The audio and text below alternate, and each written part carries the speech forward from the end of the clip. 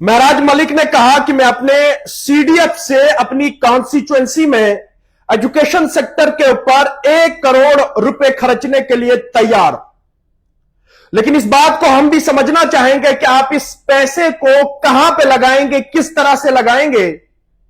और आपने कहा है, आपने जिस तरह से इस लेटर के ऊपर लिखा है, आपने साफ तौर पर यह कहा है कि मैं एजुकेशन विभाग के ऊपर 1 करोड़ रुपए अपने सीडीएफ फंड से खर्चने के लिए तैयार।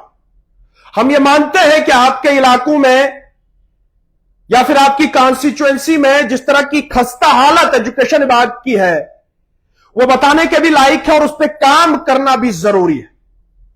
लेकिन जिस तरह से आपने इस अपने लेटर में लिखा है कि मैं वहां बेरोजगार नौजवानों को नौकरी देना चाहता हूं, हाई सेकेंडरी लेवल में, उसके साथ साथ हाई स्कूल, प्राइमरी स्कूल, जहां भी जरूरत है मैं वहां पैसे खर्चने के लिए तैयार।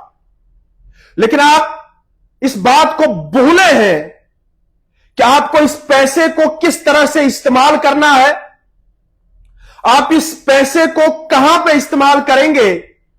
आप नौकरी किसी को नहीं दे सकते हैं, आप इस पैसे को सैलरी के बुनियाद पर किसी को नहीं दे सकते हैं। हां, यह जरूर है कि आप स्कूलों का जो इंफ्रास्ट्रक्चर है उस पर इस पैसे को इस्तेमाल कर सकते हैं। लेकिन सोचने वाली बात यह है कि आपने जिस अंदाज में इस लेटर के ऊपर अपनी बातें जो है वो जाहिर की है सॉरी, उसमें साफ तौर पर यह जाहिर हो रहा है कि आप इस पैसे से नौकरी आप बांटना चाहते हैं।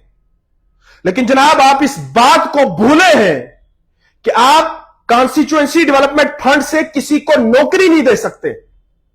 आप कॉन्स्टिट्यूएंसी डेवलपमेंट फंड से किसी को सैलरी बेस्ड जो है वो नहीं लगा सकते हैं।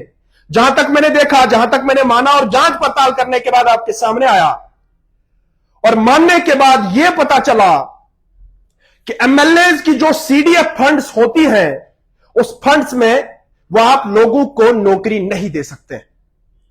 आप स्कूलों की खस्ता हालत बेशक ठीक कर सकते हैं, आप स्कूलों की बिल्डिंगें बना सकते हैं, स्कूलों का इंफ्रास्ट्रक्चर जो है वो आप डेवलप कर सकते हैं। लेकिन जो आपने इस लेटर पे लिखा है वो बेबुनियाद है।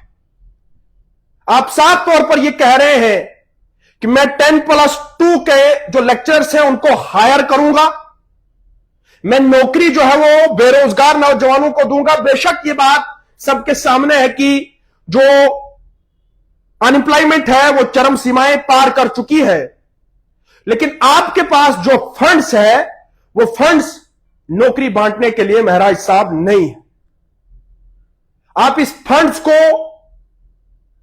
बेसिक चीजों के लिए इस्तेमाल कर सकते हैं, एजुकेशन सेक्टर के ऊपर भी आप इस्तेमाल कर सकते हैं, लेकिन आप किसी को सैलरी जो है वो इस फंड से नहीं दे सकते हैं। आपके पास सालाना लगभग 3 करोड़ रुपए आएगा और वो 3 करोड़ रुपए आपने इंफ्रास्ट्रक्चर के लिए इस्तेमाल करना है। आप स्कूलों की बिल्डिंगें बना सकते हैं, स्कूलों में जो चीजें जरूरत है उनको दे सकते हैं। लेकिन जो आपने लेटर पे लिखा है ये हमारे दिमाग से भी परे, ये हमारे सोच से भी परे है, क्योंकि आपको सारा मालूम है कि मैं इस पैसे को कहां पे इस्तेमाल करूंगा। आपके सामने गाइडलाइन है, जम्मू कश्मीर की सरकार ने आपके सामने गाइडलाइन रखी और आपको कहा गया है कि जनाब आप इस पैसे को इस हिसाब से खर्च कर सकते हैं। लेकिन उस हिसाब को हट के या तो आप अपनी लाइमलाइट बना रहे हैं या फिर आप करना क्या चाहते हैं, उस बात का जो है वो हमें भी इंतजार रहेगा। लेकिन कल से ही इस खबर को बड़े बढ़ चढ़कर जो है वो शाया किया जा रहा है। साफ तौर पर यह कहा जा रहा है कि नहीं जी, महराज मलिक 1 करोड़ रुपए नौजवानों को दे रहे हैं, एजुकेशन सेक्टर के ऊपर खर्च कर रहे हैं। आप एजुकेशन सेक्टर के ऊपर पैसा जो है वो बेशक खर्च कर सकते हैं।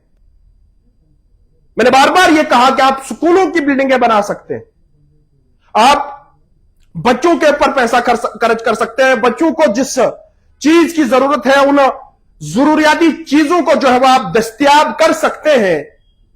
लेकिन आप इस बात को भूले हैं शायद, जहां तक मुझे अंदाजा है कि आप किसी को सैलरी नहीं दे सकते हैं, साथ ही साथ आप किसी को इस कॉन्स्टिट्यूएंसी डेवलपमेंट फंड से आप किसी को जो है वो सैलरी नहीं दे सकते।